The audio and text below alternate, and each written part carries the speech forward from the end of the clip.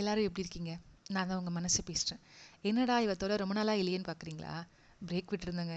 எனக்கு தான். ஏன்னா நானும் கொஞ்சம் டவுனாக இருந்தேன். இன்னைக்கு லைஃப்பில் நமக்கு இருக்க பேசிக் சைக்காலஜிக்கல் திங்ஸ் கொஞ்சம் பார்ப்போம். ஓகே, அதாவது நம்ம லைஃப்பில் ஆப்ஷனே இருக்கக்கூடாதுங்க. என்னடா ஆப்ஷன் இல்லைன்னு கேட்குறீங்களா? அதாவது ஒரு பெரிய கம்பெனி எடுத்துக்கிட்டிங்கன்னா அவங்க என்ன பண்ணுவாங்கன்னா டார்கெட் வச்சுருப்பாங்க. இந்த மந்த்க்குள்ளே இவ்வளோ டார்கெட் முடிச்சிருக்கணும், இந்த மந்த்க்குள்ளே இவ்வளோ விஷயங்கள் நீங்கள் பண்ணியிருக்கணும் அப்படின்னு சொல்லுவாங்க. அந்த டைம்குள்ளே நம்ம அதை பண்ணலன்னா நமக்கு வேலையே கூட போக வாய்ப்பு இருக்குது. ஸோ ஏன் இந்த கம்பெனிஸ் எல்லாம் இப்படி எம்ப்ளாய்மெண்ட் டார்ச்சர் பண்ணுறாங்க அப்படின்னு நினைக்கலாம். இதுக்கு போய் டார்ச்சர் இல்லைங்க. அதாவது இன்னைக்கு இந்த விஷயத்தை நம்ம பண்ண போகிறோம் அப்படின்னு சொன்னால் இதுக்கு பேக்கப் பிளான் வேறு ஏதாவது வச்சுருந்தோம்னா அந்த ஒர்க் என்ன ஆகும், டிலே ஆகிட்டே இருக்கும். எம்ப்ளாயிஸோட மைண்ட் செட்டை நல்லா புரிஞ்சு வச்சுக்கிட்டு தான் இந்த கம்பெனிஸ்லாம் டார்கெட்னு டார்கெட் பண்ணி ஓடிட்டு இருக்காங்க. அப்படி பண்ணுறதால தான் எந்த ப்ராப்ளமும் இல்லாமல் கம்பெனி ரன் ஆகிட்டு இருக்கும், எம்ப்ளாயும் கரெக்டாக வேலை பண்ணிட்டு இருப்பாங்க. ஸோ ஆப்ஷன்ஸ் வைக்காதீங்க. Plan A, plan B, backup, no plan. Okay, next one, importance. அதாவது நம்ம சிங்கிள் பர்சனுக்கு கொடுக்குற இம்பார்ட்டன்ஸும் ஒரு குரூப்புக்கு கொடுக்குற இம்பார்ட்டன்ஸும் வேறு வேறையாக இருக்கும். அதாவது ஒரு ஒரு பொண்ணு இப்போ ரோட்டில் கஷ்டப்பட்டுட்டு இருக்கான்னு வச்சுங்களேன், ரொம்ப கஷ்டப்படுறா, அவளுக்கு நம்மளால் கண்டிப்பாக ஹெல்ப் பண்ண முடியும். இப்போ ஒரு குரூப்பே கஷ்டப்பட்டுட்டு இருக்காங்க அப்படின்போது நம்ம என்ன பண்ண முடியும், அந்த குரூப்போட போய் உட்கார தான் முடியும் இல்லைங்களா?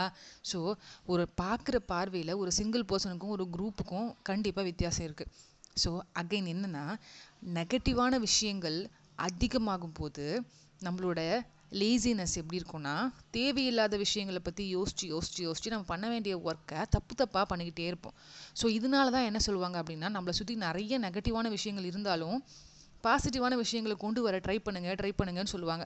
நம்ம லைஃப்பில் இத்தனை வயசு வரைக்கும் ஒரு தோராயமாக ஒரு 30 வயசு வச்சுங்களேன். இந்த 30 வயசு நம்ம கடந்து வந்துட்டு இருக்க நாட்களில் நிறைய நமக்கு நல்லது நடந்திருக்கும். பட் நம்ம என்ன பண்ணுவோம் அப்படின்னா, நடந்த நல்லதை பற்றி எப்பவுமே யோசிக்க மாட்டோம்.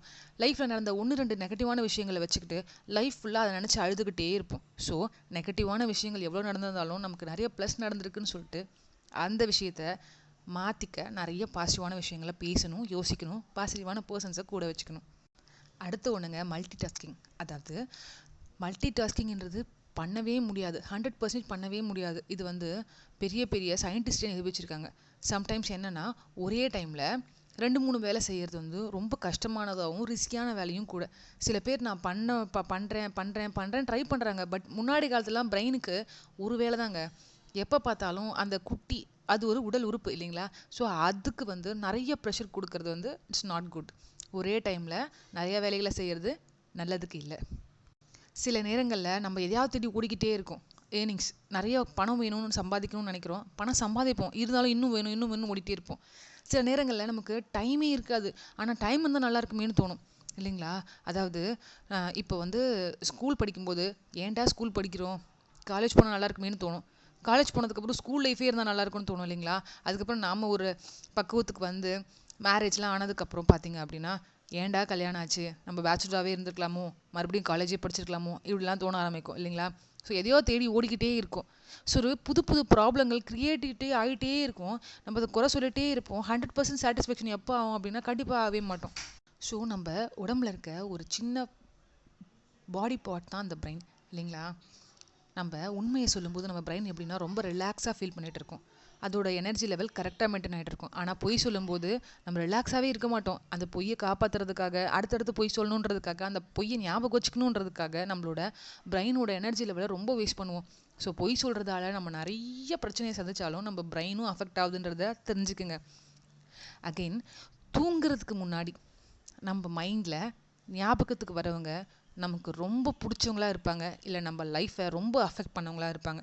அதனால தான் எல்லாரும் தூங்கும்போது அந்த இருட்டான டைமில் நம்ம தூங்காமல் ஃபீல் பண்ணி அழுற மாதிரியான ஒரு சுச்சுவேஷன் க்ரியேட் ஆகிறது அதனால தாங்க.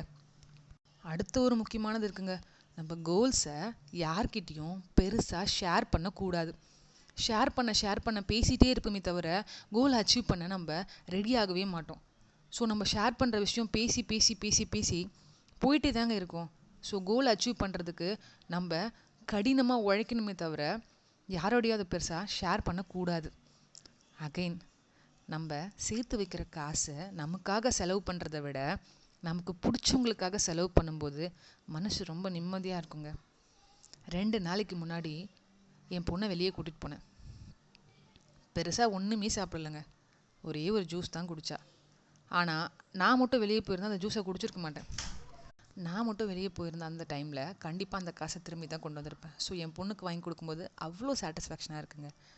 அடுத்து, பிஸியான லைஃப் தாங்க எப்போவுமே ஹாப்பியாக இருக்கும். ஏன் தெரியுங்களா? நம்ம சும்மா உட்காரும்போது தான் பல பிரச்சனைகளை பற்றி யோசித்து யோசித்து நமக்கு பைத்தியம் பிடிச்சது இல்லாமல் அடுத்தவங்களையும் பைத்தியம் பிடிக்க வைக்கிறோம். ஸோ அதனால் நம்மளோட பிஸி ஒர்க் ஷெட்யூல்டாக நடக்கும்போது எல்லாமே பர்ஃபெக்டாக நடக்குங்க. சரிங்களா? ஸோ பழசெல்லாம் மறந்துடுங்க. நிறைய பிரச்சனை இருக்குதான் எனக்குமே. எல்லாம் உடனே சரியாயிடும் நினச்சா கண்டிப்பாக சரியாகாதுங்க. ஆனால் நம்ம அதை சரி பண்ணுறதுக்கு நிறைய முயற்சிகள் எடுப்போம். கண்டிப்பாக நம்ம முயற்சி வெற்றியை கொடுக்கும்.